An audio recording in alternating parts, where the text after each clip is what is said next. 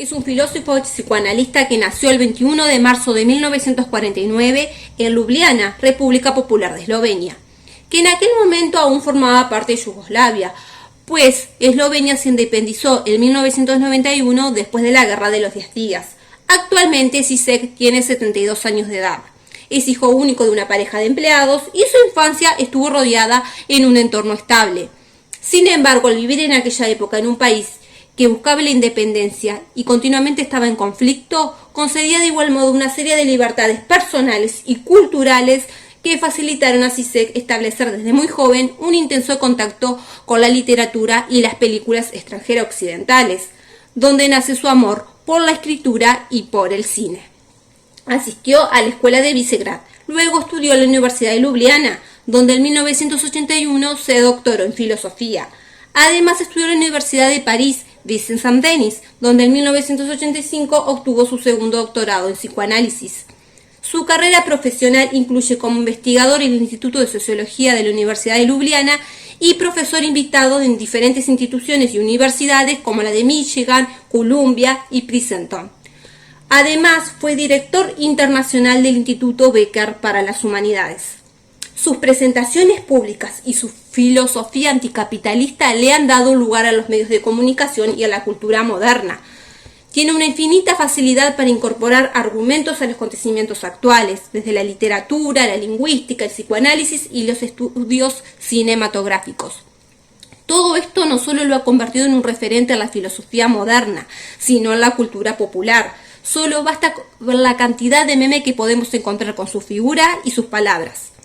Por lo tanto, Zizek es considerado uno de los pensadores contemporáneos más influyentes y controvertidos de esta época. Es militante activo de los diversos movimientos sociales y democratizadores de Eslovenia, donde critica el régimen yugoslavo, ya que sufrió sus rigores. Por tal motivo, en 1991, en la primera elección al independizarse Eslovenia de Yugoslavia, se postuló como candidato a la presidencia por el Partido Liberal Democrático, pero sin resultar electo. Tiene más de 75 libros escritos y artículos de entrevistas, además de películas. Entre sus obras destacadas está su libro sobre la violencia y 6 reflexiones marginales del 2009, siendo el tema que nos convoca hoy. Este libro está compuesto por un conjunto de 6 ensayos, donde propone una crítica al concepto hegemónico de violencia, mediante un análisis e interpretación de diferentes conflictos sociales actuales, tratando de entender la violencia y la forma que está representada en la sociedad, particularmente en relación con intereses económicos y políticos.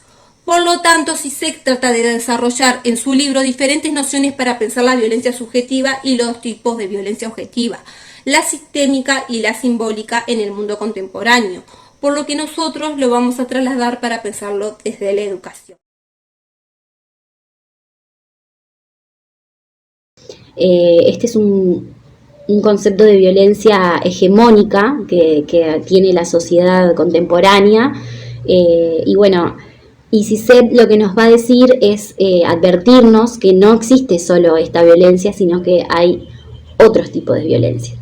La violencia subjetiva es la violencia que se perpetúa con un sujeto de acción que se puede identificar claramente, es la violencia que vivimos todos los días, los crímenes, los robos, los atentados terroristas, conflictos internacionales o la violencia que se le puede atribuir al narcotráfico de un país. Esa sería la violencia subjetiva. Los medios de comunicación juegan un papel central, ya que la violencia subjetiva atrae la atención de la sociedad fácilmente, pero justamente lo que él plantea es que esto nos distrae o simplemente no nos hace ver el trasfondo al cual se refiere el autor con los otros tipos de violencia objetiva que él plantea. Lo que nos advierte justamente es aprender a distanciarnos de esta violencia, apartarnos de ese señuelo y para pensar los trasfondos que generan estas explosiones de violencia subjetiva.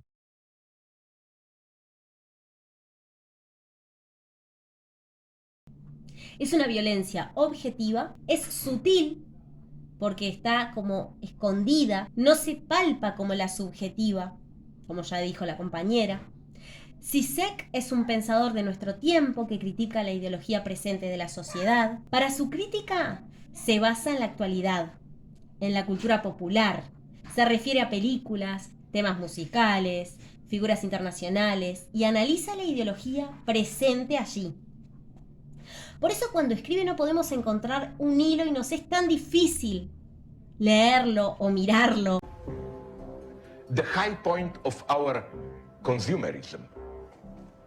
Let me take a drink.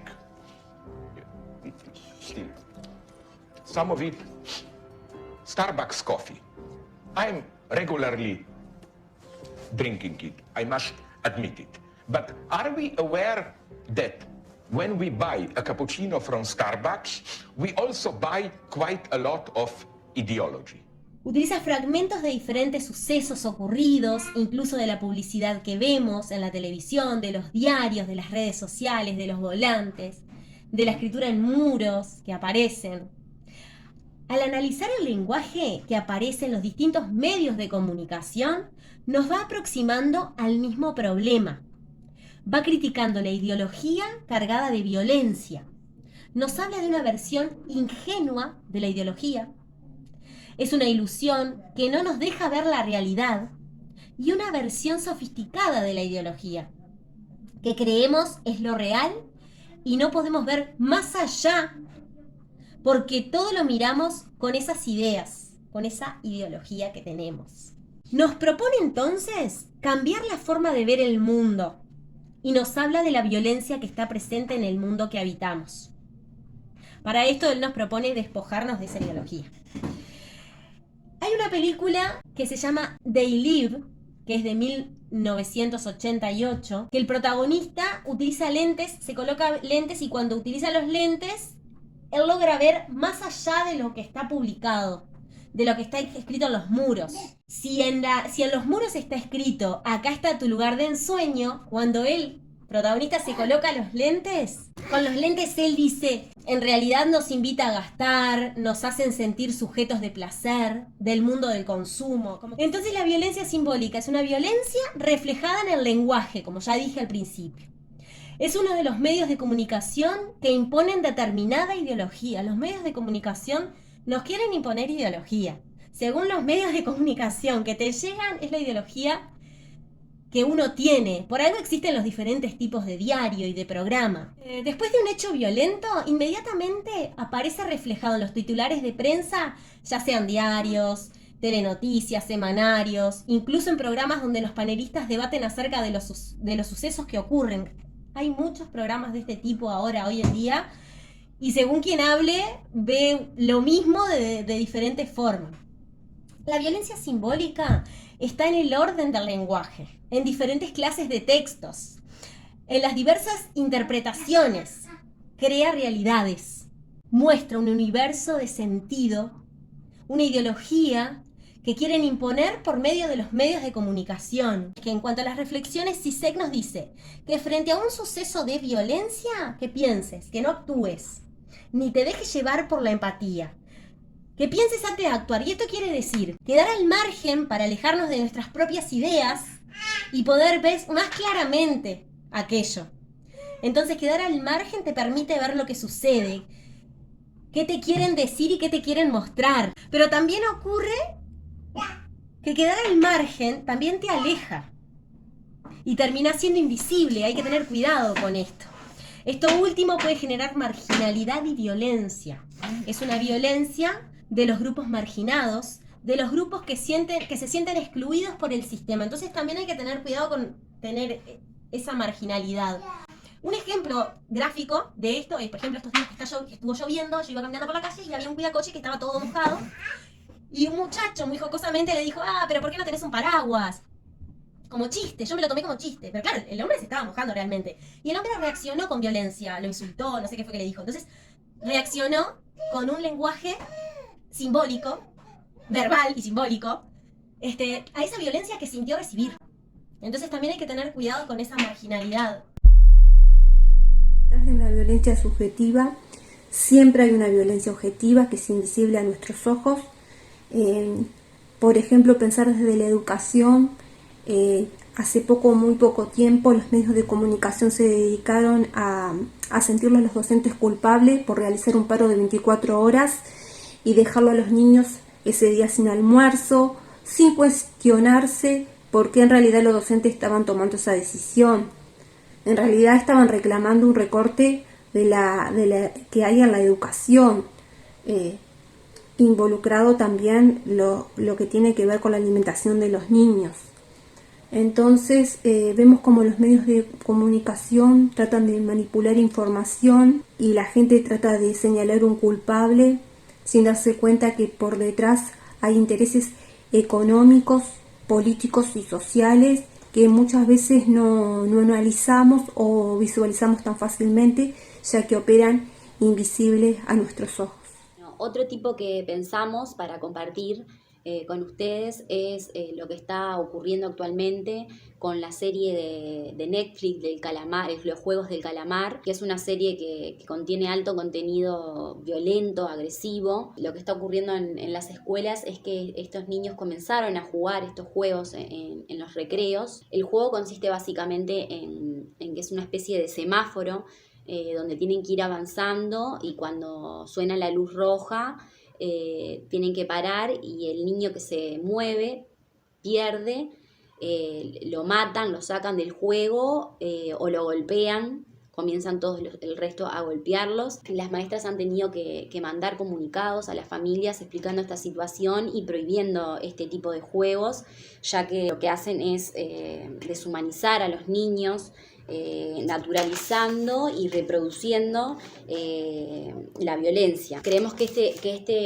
esto que está pasando es un claro ejemplo de violencia subjetiva, donde si lo pensamos, como plantea CISEC, detrás de ella existe una violencia objetiva, simbólica, que lo que hace es reproducir, normalizar estos tipos de conductas violentas y agresivas. Por eso creemos que es importante que cuidemos lo que consumen y viven los niños, ya sea a través de las pantallas, de las redes sociales, a través de los juegos como Fortnite, Free Fire, que conversemos sobre ellos, estas cosas, y tratar de fomentar valores y otros tipos de comportamientos que nos lleven a cooperar, a pensar en el otro y con el otro.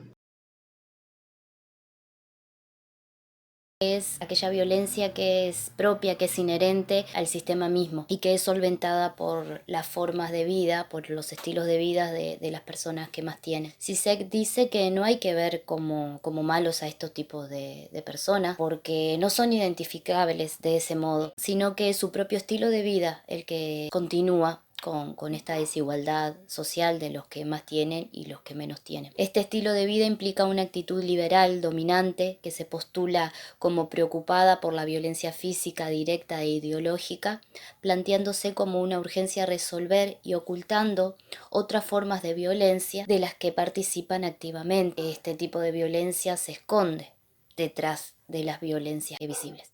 Es una violencia propia del sistema capitalista, del capitalismo. Y CISEC acusa a los que él llama comunistas liberales, que son aquellas empresas o personas que detrás de una máscara humanitaria siguen acumulando mucho dinero en capitales financieros y se esconden detrás de un relato solidario, de devolver a la sociedad las oportunidades que ellos han tenido de generar tanto dinero y lo devuelven a través de donaciones. Este discurso de violencia que se esconde por detrás, haciendo foco en ocuparse de la violencia visible en un chantaje del super yo. Estos ricos que hacen el bien en las sociedades desarrolladas, CISEC lo llama de ejercer la violencia sistémica. Bien, ellos hacen el bien, pero en realidad lo que están haciendo es seguir generando más dinero. Pensamos varios ejemplos con las compañeras del grupo. Uno que nos ocurrió fue de la empresa Nevex, de jabón en polvo. Esta empresa dona túnicas a las escuelas, que muchas veces están en contexto crítico y de niños que sufren muchas carencias, y dona esas túnicas. Entonces esa empresa se ve como solidaria, buena, porque está donando a los que menos tienen. Entonces nosotros vamos al supermercado porque tenemos que comprar jabón en polvo, entonces en el momento de comprar, mira, acá Nevex dona túnicas, así que voy a comprar Nevex. Entonces Neve sigue facturando. Otra empresa que se nos ocurrió fue Teletón, donde hay muchas empresas que ayudan a niños con discapacidades. Entonces donan dinero, pero ellos no pagan impuestos después. No es que lo hacen de corazón o sin recibir nada a cambio, sino que siempre están recibiendo algo a cambio. También otro ejemplo puede ser el de los supermercados, que cuando vas te dicen si donás 5 pesos para el Pereira Rosell, un ejemplo. Entonces también, qué bueno este supermercado, voy a ir al supermercado ese porque está donando tanto dinero al Pereira Rosell y no voy al otro. Entonces ese supermercado, esa empresa sigue acumulando mientras se esconde tras esa careta de un buen donante. Por ahí sería esta violencia sistémica de la que habla CISEC, una violencia oculta.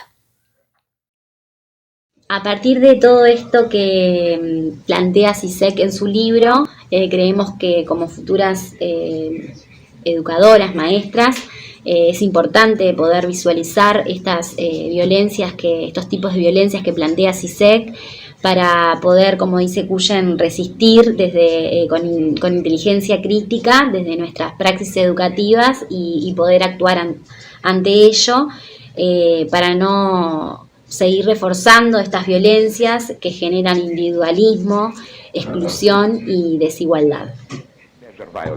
Violence is something which disturbs the way things are usually going. Something interrupts the usual run of things. Oh my God, it's violence. But I think that we should, again, another example of parallax. We should change the perspective and see the invisible violence which has to be here all the time so that things go on as normal. This violence interests me. It can be objective economic violence, it can be police violence, whatever. So the aspect of political violence that interests me, it's not so much physical violence, killing people, whatever. It's always, if you really want to change the basic functioning of the existing order, it is by definition perceived as violence. And here I try to rehabilitate, but of course in a totally non-theological way, what Walter Benjamin called divine violence. It's not Al-Qaeda. It's not violence as an instrument of God. It's something totally different.